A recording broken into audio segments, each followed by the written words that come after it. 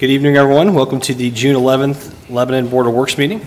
Our first order of business will be the Pledge of Allegiance. I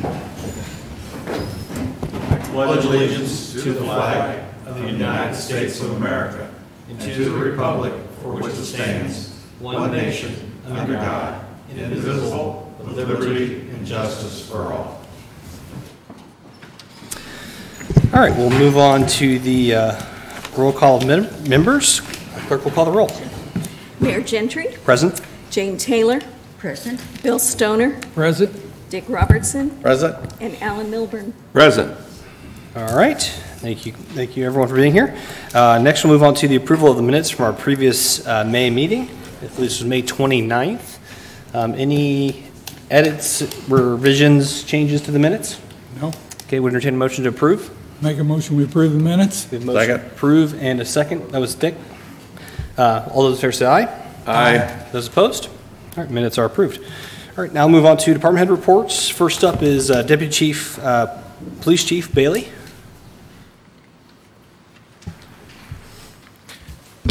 Good evening. Chief Wormuth is out. He had his appendix taken out on Saturday. I did talk to him today. He's doing better, still getting around real slowly, but he'll be back to work hopefully Thursday is what he's saying. Doctor told him next week, but we'll see if he takes advantage of that. During the period between May 30th and today's date, the Lebanon Police Department responded to 687 calls for service. Total of 14 people were arrested for the following crimes. 3 were wanted on warrants, 2 drug offenses, both of those were dealing in marijuana, 3 operating while intoxicated, 2 domestic batteries, 1 residential entry, 1 theft, 1 battery, and 1 criminal confinement. Total of 8 handgun permits were issued by our office. We had several officers in training over the last few weeks. The department went through a firearms training on May 31st. Detective Nelson, Dickerson, and Spencer attended Leads Online conference May 29th to June 1st. Leads Online, for your information, is a pawn system. So when people steal things and they send them to the pawn shops, it helps us find out who's selling it and what merchandise is there, so our detectives can look up the merchandise that has been stolen from here and see if anybody's pawned it. Patrolman Trey Hendricks attended a school safety conference from June 4th to June 6th. Patrolman Carrie Clanton attended a PTSD for war veterans and police officers from June 5th to June 6th. And then we had Patrolman Justin Knox, Justin Fuston, and Ryan Williamson attend a TASER conference from June 4th to June 9th. The reason they attended the conference is they are our TASER instructors. They learn the new trends, what's going on law enforcement-wise of the TASERs for new TASERs, and also new training methods, and then also looking over law cases to see if there's any cases with the TASERs that we need to be aware of. We'll sit down with them probably in the next couple of weeks and see what they learned from their conference. Detective Bells and Adams attended a dark web training from 6/6 to 6/7, and that is all I have to report. Okay, thank you, Brad. Any questions for Major Bailey? No, I don't have a question, but I do have a comment. Yes. I don't remember if it was last week, but there was a picture in the paper of Officer Hendricks and a young boy that was learning to ride a bicycle. Yes. And I know that from Chief Tyson's effort to try and do everything to enhance the community relations with the police department, I thought that was an excellent example and was happy to see that. So I pass that on as a compliment. Well, thank you, and I will give them the message too that their work is being noticed. Thank you, Alan. Thank you, Brad. Any questions from the public? Okay, thank you, sir. All right, next up is Chief Batts with the Fire Department.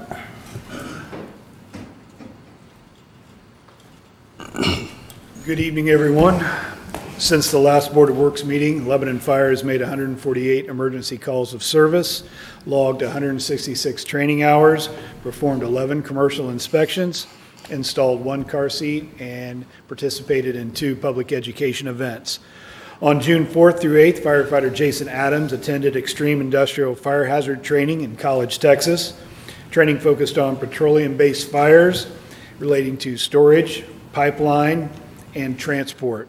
Jason received many hands-on and classroom hours regarding this topic. I can't say enough about firefighter Jason Adams. He has been with us for about 5.5 years. He's one of our ride-out officers. He's in charge of our peer fitness training program and just does an excellent job for us. And he reached out about this class, and it's just another quality certification that he's attained for our department and our city. On June 15th, Tyler Gary is enrolled in a car seat technician refresher course. Our car seat program is widely used throughout the city. I'd like to encourage anyone that if they need a car seat due to financial difficulty or they own a car seat and have questions about how it should be installed, please contact us at 765-482-8827 and we can schedule a car seat clinic for you. Finally, June 18th to the 22nd is the Teen Academy. Lieutenant Mark Brown is once again LFD's liaison to the Teen Academy. It's just a great event. It's for kids ages 13 through 18. I believe that we have a full docket this year of kids and events, and looking forward to getting that underway. That's all I have this evening. Very good. Any questions for Chief Batts? Any questions from the public? Okay. Thank you, sir. Thanks, Joe. Thank you, Chief. All right, next up, Parks Department, John Messenger. Good evening. The pool season's in full swing now. We opened last Monday and summer is here. So opening day went very smooth. Unfortunately, we've lost about 8 seasonal employees. That happens. We're still staffed very well for the season. We're booked out with pool parties other than one Sunday in June and one in July. For the season, we have sold 370 pool passes to date. So far, obviously, with warmer weather and school letting out, our park's very busy, so please be mindful of the kids out there. A lot of foot traffic. The Mel Canyon race went very well. I'll let Joe LePage elaborate on the rest. Street Department, along with the Parks Department, did a lot of the heavy lifting. Went very well. Heard a lot of great feedback from it. Like the venue change from downtown. Shade trees and all that, and I think it was very well attended. It was a very busy weekend this past weekend. Mental Health of America Boone County had a free movie night on Friday, had quite a good turnout there, and the weather held, thank goodness. The fishing derby was packed, lines getting tangled everywhere, but kiddos having a lot of fun, big smiles everywhere. I want to thank Kiwanis for putting that on also. Our first annual volleyball tournament at the Sam Thayer Sand Volleyball Court at Memorial Park. It just went very well. Our own Joe LePage was out there spiking balls all over the place, so he can tell you his outcome on that also. We also had registration for all the Boone contestants, the Baby Boone, Boy Boone, Girl Boone. Looking forward to all the 4th festivities. If you haven't been out there, you need to come to see our 4th. We do it upright. Lots of dinners from a lot of the sororities and clubs around. It's really a nice event, nice homemade meals and ice cream social, just to let you know. You got to get out there. Anyway, we also had a couple pool parties. They were packed. Again, everything went very well. We have a couple new adult managers out there. They're doing a wonderful job, fantastic. And I think Thursday was incredibly busy. That was the first 90-degree day that we hit since we've opened. I think we had 9 saves, so these kids are doing a fantastic job. Just to tell you about some of the kids, I think we have 3 potential valedictorians that are working for us. A sophomore that's going to Johns Hopkins for 2 weeks. A sophomore in high school, mind you. Really, really sharp kids. So they might look young and all that, but they take their jobs very seriously. So just want to put it out there. We have been removing trees and finally got that 300-year-old tree that's been hanging over Euland Drive for about a year or two. The one going in there on the left. Oh my gosh, I'm telling you, yeah. I don't know where those turkey vultures are going to hide out now, because that's their hideout. But anyway, it's got to be over 300 years old. I think I told the reporter I can only think of 2 other trees that are that big, oak trees. There's one on Northeast Street, about the 400 block, and then there's another one out on John Bart, I think it's John Day's house, another big oak tree. Those two are alive, unlike ours. Anyway, huge tree. Kurt Freshour came out and helped us with it. We needed a couple bucket trucks getting it down. Utility was involved at the early set to make sure that we didn't knock down any lines and all that. We tried to take out the little AT&T box that was by there because we hate it in our park, but it is what it is. Glad we have the ordinance to bury those things now. Larry Lee came out, roadblock everything, and can't appreciate him enough on all the help he does give us. We have symphony tickets and tables at the park office. If you haven't been there, again, great event, fireworks after it, but the music's just wonderful, and the community people, everybody around, just need to come out and see it. That's June 24th, but come out and reserve your tables. Wanted to speak, Mr. Milburn came to our park board meeting last Wednesday and presented a great presentation about the memorial shelter. Rotary, Mr. Milburn and the committee have been working on this project for several months, had quite a few meetings. They're going to help out with the project at Memorial Shelter. Quite a big investment. I won't even put the numbers out there unless Mr. Milburn wants to. However, it's just going to be a great enhancement for the park. Can't thank Rotary enough. They also gave us a $300 check. I think I said it last meeting, donation for the trees. But the improvements that we're going to make are going to be beautiful. Rotary's 100th year anniversary is the same time as Memorial Park, which is 2020. Looking forward to that, and also working with Mr. Milburn's just fun. So I appreciate all the Rotary's help in that project, and I think everybody will really be astonished at how good it looks. Want to thank Brad Bailey too. He got us a bunch of AEDs, so we're outfitted in every building that we have with AEDs, which is very important this day and age. Hopefully we won't have to use them, but if so, we have them available. And that's all I had. Great, thank you, John. Any questions for the board, or for John from the board? Any questions for the public? Okay, thank you, sir. Thank you. All right, next up is Engineering Department, Kevin Krulik. Good evening, board members. Updates for this week. Happy to report that we're really nearing the end of construction on East Street. As of tonight's meeting, since the last meeting, we've completed all the asphalt work, curbs, lead walks, the paths, all the ADA ramps. Trees were installed, sod was installed, the last few pieces of retaining wall along the sidewalk and path have been installed. So essentially the project is complete at this point. I do want to let everyone know there's some questions floating around on whose responsibility is it to water the sod. That is the contractor's responsibility. So people do not have to worry about dragging hoses out to water the new sod. The contractor is doing that, and to be honest, I think they're doing a pretty good job right now. I think I've seen a water truck up here every day since they put it down, keeping that sod soaked. And the rain yesterday and today didn't hurt anything either. So, but just to let everyone know, the contractor is responsible to water that until it is established, and to maintain and warranty that sod for up to 1 year. So just to put everybody at ease that they do not have a bunch of additional yard work to take care of at this point. At this point, really, we're at substantial completion. We're just working with the contractor, working with our engineering and inspection consultants to schedule and finalize final walkthroughs and substantial completion walkthroughs.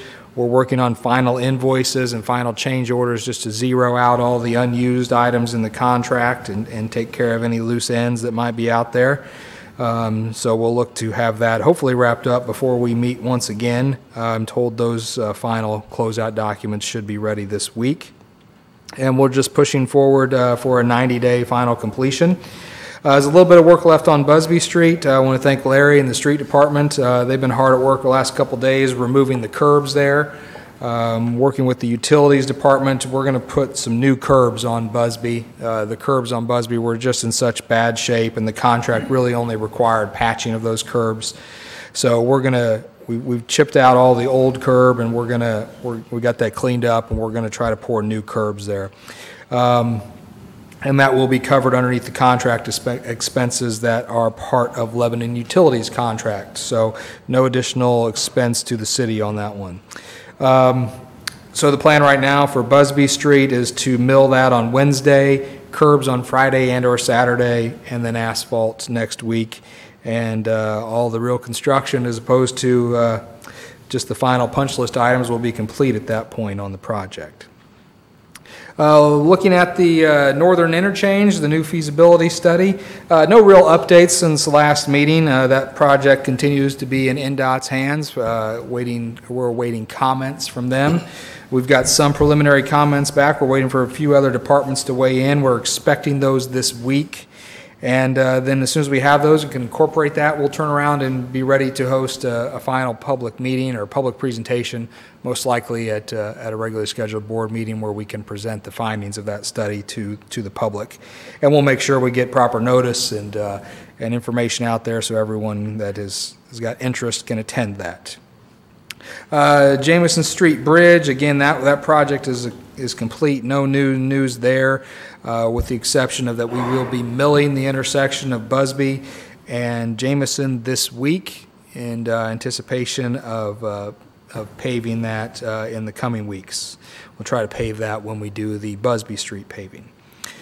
Moving on to downtown, water main installation is complete. Some you've probably seen in the paper. We've been working with the Historical Society and collecting some of the historic items that we found underneath the street. Nothing earth-shattering, but we've seen some large wooden timbers that we have carefully removed, and the Historical Society has those now in storage. And we're also working to remove and relocate a piece of the old seat wall that includes the bronze dedication plaque from when the Historical Society installed that wall in 1980. It was a community project in 1980 whereby community members could donate money to buy that concrete, and community members also supplied the labor to pour that wall. And it was done as a commemoration of the 150th anniversary of the county. So we've got a section of the wall that actually has the plaque in it, and one of the corner monuments. So we're planning to remove that and also give that to the Historical Society so that can be preserved. Other things going on, just I guess reminder, the seismic monitoring continues to be showing favorable activity there. No major vibrations that have been generated that would warrant any concern for structural damage. Material procurement continues. We're ordering exciting things like polymeric sand, but also more fun things like light fixtures are being ordered. The limestone shop drawings have been approved and the limestone has been ordered. And the skate stoppers, the little bronze pieces that will go in the seat wall to stop skateboarders from damaging the wall. I bring that up only because apparently we're the first person to order those, and so they have renamed that the Gentry skate stopper. I don't think something special. Not sure how I feel about that. Nothing special there, but it's got a special name now, so I thought you might get a kick out of that. Gentry stopper. The Gentry skate stopper. Is there a royalty to that, or? No. There's not. Okay. In fact, we had to pay for them all. Okay. So, yeah. So material procurement, like those things, continues to move forward. Storm sewer installation is ongoing, is expected to actually wrap up this week. Subgrade preparation, you'll start to begin to see things taking shape. Stone will start being placed. You'll start to see the grade of the street set. I know right now, after the rains yesterday and today, it's a muddy mess out there. But we will get that cleaned up, and the storm sewers going in are helping to dry that subgrade out. But we are planning to start subgrade preparation, at least on the north half of the street, by the end of the week, and the south half, after we get the water services installed, will happen next week. This is also in preparation for some concrete work beginning to start. Hopefully, before we meet again, you will see concrete work starting on the retaining wall foundations and possibly some of the retaining walls for the curb areas. So a lot going on downtown. We've had a little bit of some rocky starts with some unknown materials that we found. Obviously, the historic timbers, a lot of old abandoned water services that made slow going. We're probably about 4 days behind schedule right now, but the contractor's confident he will pick that up before we get to paver laying, which is scheduled to happen in late July, or it's happened through the end of July, excuse me. So again, no need to worry about an end completion delay at this time. Just remind everyone to keep an eye on the updates through the engineering department Facebook page, and I can't thank Joe and the Heart of Lebanon enough for all of the updates they're doing. They're doing daily updates on the Heart of Lebanon website and Facebook page, so definitely go there for more day-to-day updates, and just remind everyone to embrace the orange. Downtown is open for business. Please weather the dust and the construction, and make sure you're still visiting your local businesses, especially on the south side of the square, places like Greeks and Peoples, and the other businesses, all businesses for that matter, can use our support in this time. Moving on, our pavement assessment ratings.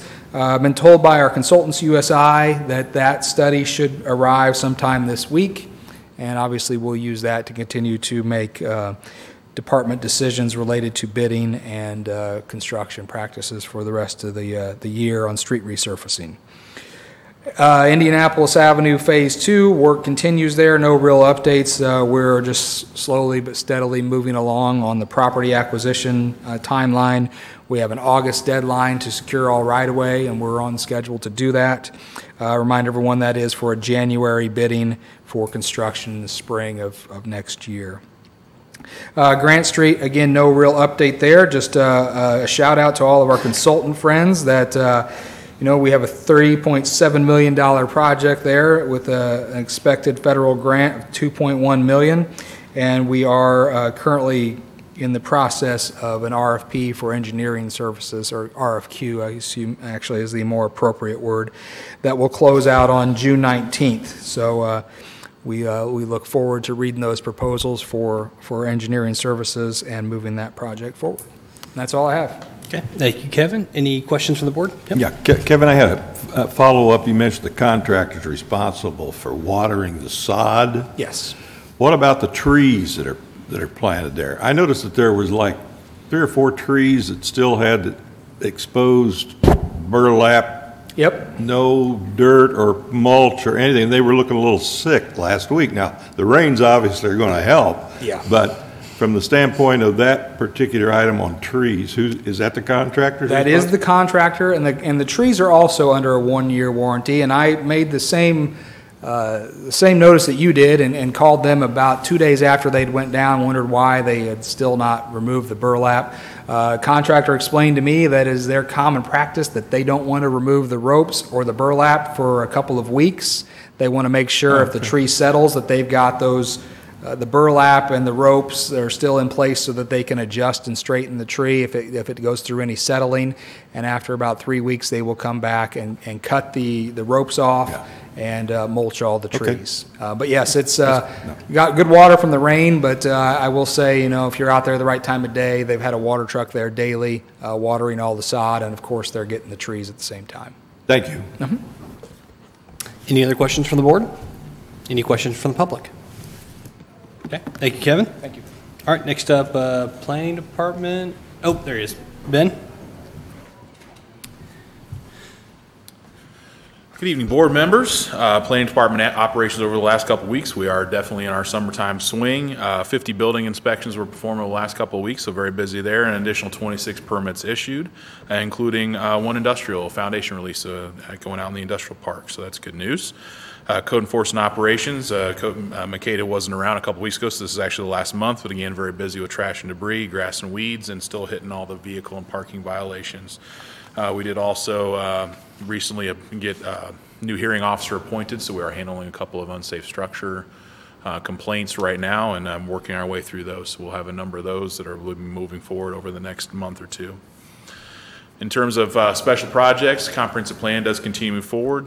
We're working with our steering committee and consultant right now to identify groups of individuals to meet in focus groups to discuss specific topics related to comprehensive planning, such things as utilities and infrastructure, business and industry, real estate and development, neighborhood leaders, et cetera. So we are identifying, and we were preparing to invite those groups of individuals to meetings that will be later this month. I think the last week in June is what we're looking at. We also have the second meeting of the steering committee scheduled for second week in July. And at that meeting, we'll be organizing the first round of community engagement, which will also likely be happening later next month, if not maybe around 1st of August. So that will be coming very quickly over the summer to have the first point of engagement for the community for our comprehensive planning process. Derek Warren will be attending the National ADA Symposium next week from June 17th to June 20th. That's in Pittsburgh. May not sound exciting to all of us, but the Americans with Disabilities Act is very important for all the construction projects, et cetera, that we do in the city. So it's important for us to keep up to date on what's going on in that industry. So Derek will be attending that next week for us and learning a lot of stuff about that. Makeda informed me today that registration did just close for the 4th annual Star Spangled Pedal Parade, which is on Saturday, June 30th. But we do expect to have 57 participants this year. So again, another good showing for that event. And that is all I have for this week. Any questions for Ben from the board? Any questions from the public? Okay. Thank you, sir. Thanks. All right, next up, Street Department. Larry? Thank you, Mayor. Good evening, everyone. Since the last council meeting, the Street Department has had additional 35 calls that we responded to for missed trash, recycling, potholes, and brush, and they were taken care of in a timely manner. On Northeast Street, just like Kevin was reporting, it's pretty well getting done. The street signs and the stop signs were installed by the Street Department. Those are all done.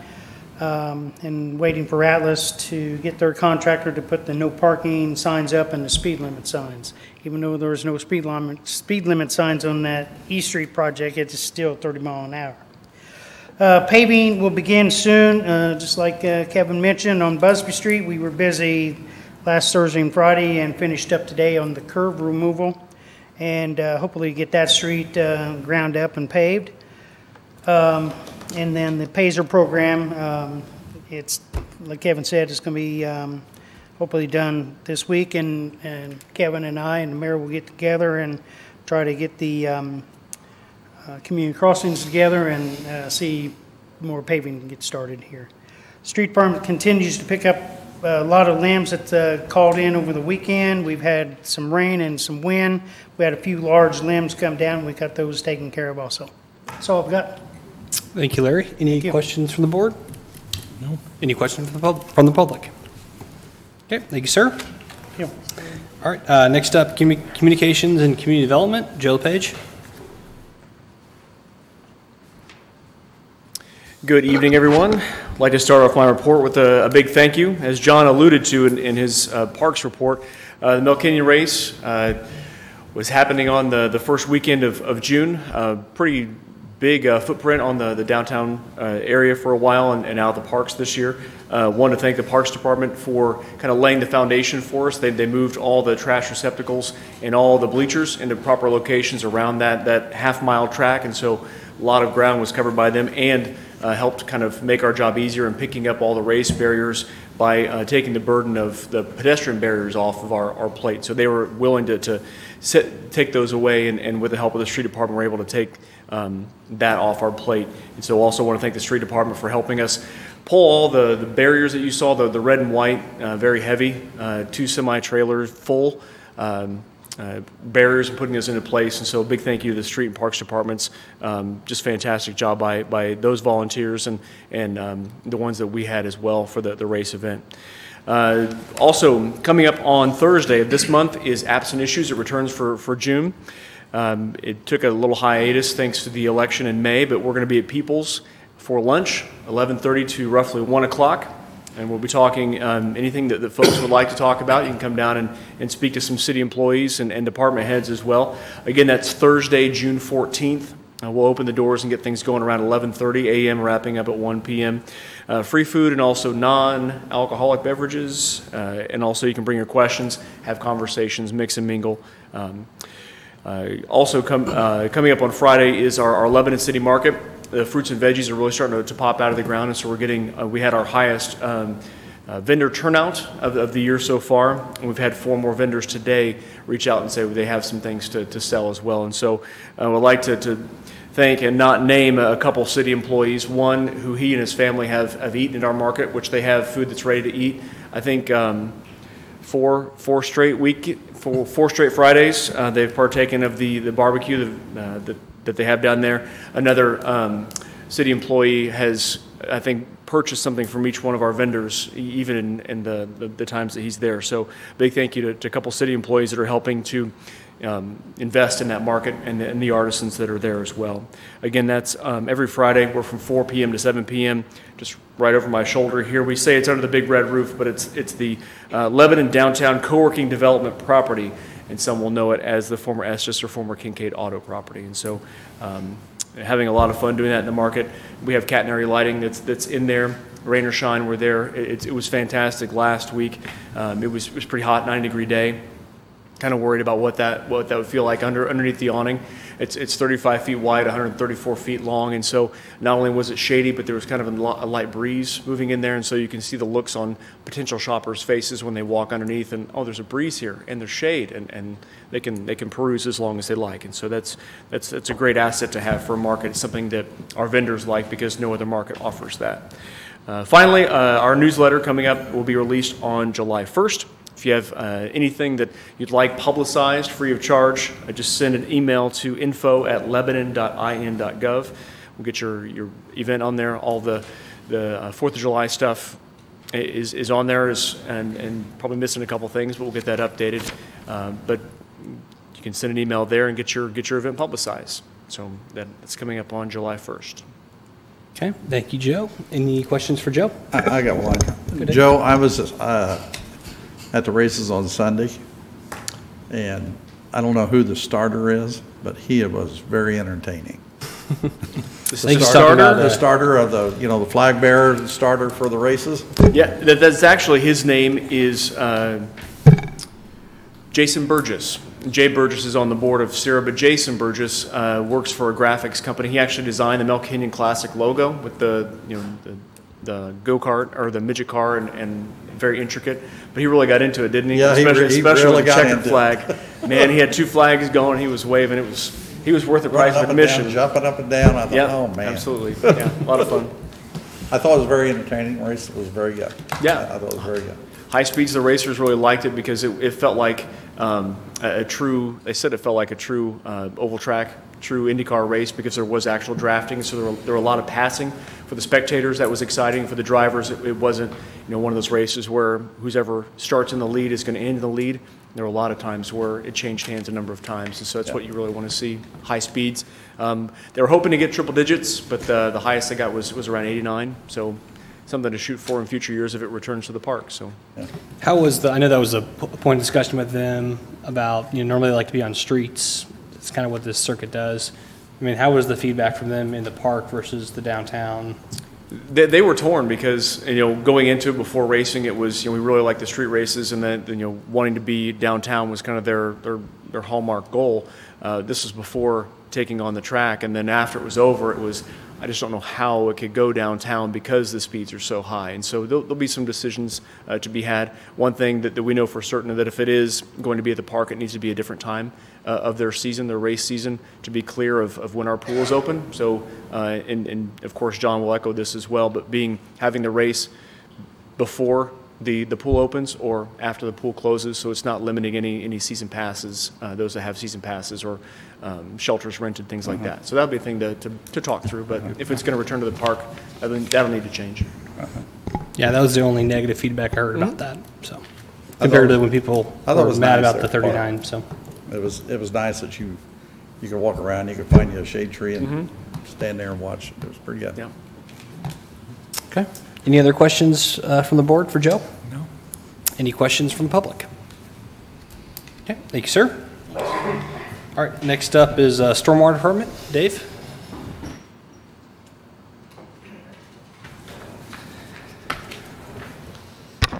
How's it going?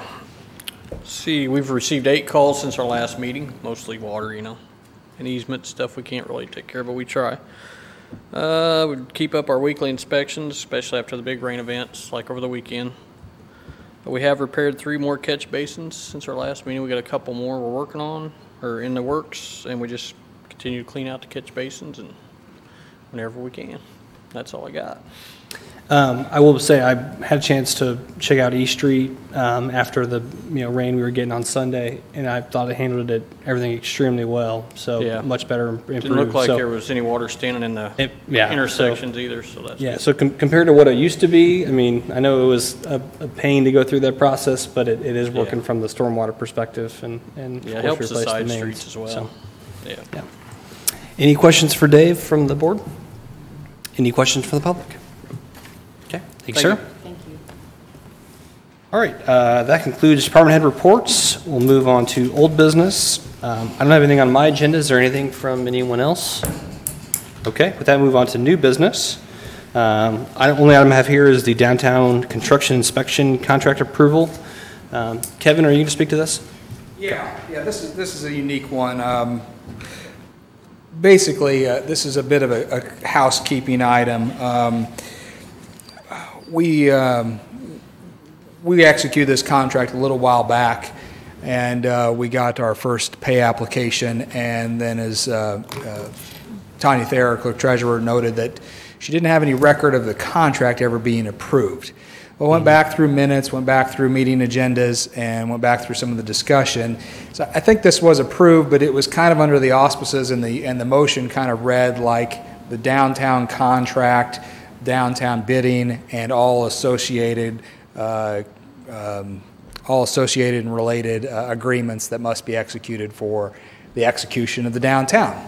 So kind of thought that was part of it, but both Tanya and myself don't quite feel comfortable moving forward without something very specific binding this board to a contract agreement. So that's why we're here tonight. So nothing has changed on this. So I'm not here because we're needing more money or anything. This is all the construction inspection agreement that was originally approved as part of the bid package and part of the bid and bonding documents for the downtown construction.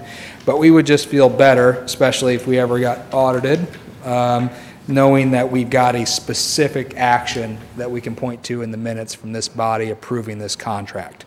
So for the record, this is a contract with Butler, Fairman, and Seifert, and the contract value, if I can find the right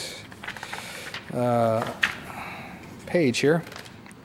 The contract value is, this is an hourly contract for construction inspection services not to exceed $478,884.00, which is under our budget that we had allocated in the bond issuance. So this is where we need to be. But I just need to dot an I here and cross a T and get this executed. Any questions for Kevin concerning this? Okay. I'll make a motion, we approve and accept the agreement with Butler, Fairman, and Seifert for construction inspection. We have a motion to approve the downtown construction inspection contract with Butler, Fairman, and Seifert. Is there a second? I second the motion. Motion and a second. All those in favor say aye. Aye. Those opposed? All right, that contract is approved. Thank you. T crossed. All right, next item, actually, is there any other new business coming from the board? No. Okay, we'll move on to claims then. Would entertain a motion concerning the claims. So moved. Second. So move to approve, Alan? We have a motion to approve the claims and a second. All those in favor say aye. Aye. Those opposed? Claims are approved. Sorry, Alan, that's a stickler for me sometimes. All right, any announcements or discussion from the board? No. Okay, at this time, would entertain a motion to adjourn. Make a motion, we adjourn. We have a motion to adjourn. Is there a second? I second the motion. Motion and a second. All those in favor say aye. Aye. Those opposed? All right, we are adjourned. The city council meeting will begin at 7:15.